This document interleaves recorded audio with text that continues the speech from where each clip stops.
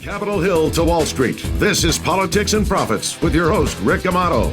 Welcome, everybody. I'm Rick Amato. It's time for Politics and Profits. We follow the trends on Capitol Hill that lead to the profits on Wall Street. We expose the hard facts of what your elected officials are doing when you're not looking. And we show you how you can profit from their politics. The American dream is alive and well, and you can be proud to call America your home. And now, it's Rick Amato. All right, welcome to Politics and Profits, everyone. Let's jump right into it. What will happen to companies? So many of these companies are struggling today across America during the pandemic. Joining me at this time, as he often does, is venture capitalist, hedge fund manager, futurist, and CEO of Bullseye Capital from Los Angeles. Let's welcome Joel Block. Joel, welcome. This is right up your alley. What do you see happening to companies that are struggling today during this pandemic? Hey, Rick, how are you? Well, listen, the cycle is very clear about what's going to happen. And, we'll make a couple predictions like we do, but it's partly because the cycle is clear. And here's what's going to happen is we have companies that are doing badly.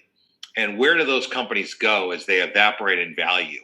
What's interesting is that, some of these companies, when they go into bankruptcy, scavenger firms kind of pick up the bones and kind of clean up things. And that happens all the time. And actually, a company like Hertz that was worth billions of dollars not that long ago is now worth under $300 million. Wow. I mean, the whole company, you come in and buy the whole company for $300 million. It's an amazing thing. At one time, American Airlines had a very low value during last time's crisis. But that's what happens is that new money comes in, new people come in, and they take these things over. So let's take, for example, Carnival Cruise Line. Nobody's cruising. They own, 50 cruise ships or something. They've sold quite a few of them so far. But what's going to happen? Is Carnival going to go away? Carnival's not going to go away as a brand. The ships aren't going to go away. But the people that currently own Carnival may not continue in ownership for much longer if they run out of cash and have to go up for sale. Yeah, and we're seeing that all around. Here in San Diego, where I'm at, there's a retail taco restaurant called Rubio's. I think they're throughout the Southwest. That's iconic here in California, or at least San Diego area. And they just announced Chapter 11 reorganization here in the last 48 hours. So here's an example of another name that may not go away, but the ownership may not be there, as you're saying. Well, that might be a little different situation. If they can get new financing, they can continue operating, and then maybe a new buyer comes in, but maybe not. If they can't get new financing, then they end up getting liquidated. Got it. Evaporated. That makes sense. Hertz got a bunch of new financing, so they're going to be able to continue, but their cap rate, their market cap is still very, very low, and so a buyer could come in and could take that company over for a song if they perceive that this situation is not going to continue. I get that makes sense. Yeah, thanks for clarifying. That makes a lot of sense. What are some of the other names out there? Dunkin' Donuts has closed about 600 stores here in the last several months, and they're putting themselves up for sale. Dunkin' Donuts. They just can't continue. So that's another good example of an outfit that's going to end up in different ownership. Now, that particular one will end up in the hands of another restaurateur, a restaurant operating company that owns other restaurants. They own the company they're talking to owns Arby's and so forth. But let's go back to the cruise ships. What's going to happen? Who's going to buy that? Because they're the big elephant. Carnival is the big elephant. They own all the different brands in the cruise world. They're the number one company. Yeah. What might end up happening is that some private equity company, which, by the way, may not be a domestic company, it could be a foreign company, ends up buying Carnival. Right now, their market cap's about $11 billion. They end up, they've got $8 billion in cash, but they don't own all of that cash because some of that money belongs to consumers who might have prepaid for their trips. So we don't, I didn't look carefully, but we know that some number of those dollars belongs to passengers, so they haven't earned that money. So they've got something less than $8 billion. They're burning it up at the rate of about $500 million a month. It's not going to take very long before there just isn't a lot of value left in that company. and there's nothing except for the ships. So, as I listen to you, Joel, a couple of things go through my mind. One, if you're an investor in the stock market, whether it be a 401k or not, you may want to be looking at some of these companies that are way undercapitalized right now that are publicly traded. What other lessons or takeaways are there for entrepreneurs out there, would you say? Well, think of it like this. As far as stock market investors, it's very difficult for stock market investors to come in. They can't buy large blocks. And whatever they want to do has already been priced into the stock. So unless they've got some kind of an angle or they know something, the truth is that by the time they buy it, it's already factored in. Got it.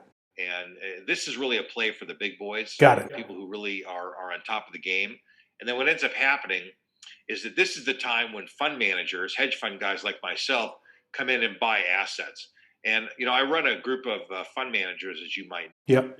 And what I've been telling these guys is that 2021 first quarter is when assets are really going to go on sale. And the reason is that, people could hang in there for 3 months, 6 months. There's been a little bit of government support. Companies can hang in for 6 months, 12 months. But after a while, if they're not generating substantial revenues, and these hotel chains are not generating substantial revenue, the car rental companies, the vacation companies, the cruise line companies, they're not generating that revenue. What ends up happening is that they run out of cash and they end up having to make other arrangements. So next year is when we're going to start seeing companies run out of cash. All right, takeaway. If there's one sentence for the takeaway of today's interview, 2021 assets go on sale. Assets are going on sale next year for sure. All right, Joel Block. One other question. Keep your answer brief, if you would, please. So these companies are undervalued. If they're trading on a stock exchange, you're saying that the future possibilities already priced into the stock? Yeah, they may not be undervalued. They may be valued exactly right. I mean, Hertz might only be worth $300 million. I mean, that company that was worth billions of dollars before, because their revenue stream has just been decimated by 95%. Got it. They might not be worth a lot anymore. Yeah. But they have asset value that people that buy in large bulk, the hedge fund guys, they can buy the whole company for a song. And if they have, they can give it new staying power. They can give it new financing. They can breathe new life into it. They have the ability to do that. At the entrepreneur level, by the way, there are small companies in your neighborhood, in your industry, in your business, wherever you are, that are probably going through the same thing. Absolutely. And the ability to have little companies combine, reorganize, and do things that they wouldn't have done a year ago voluntarily may be on the horizon. Entrepreneurs need to be looking for that. Just like city governments that you mentioned last time on the show. Well, it's exactly, governments may be combining for the same reason, because they're going to start running out of cash.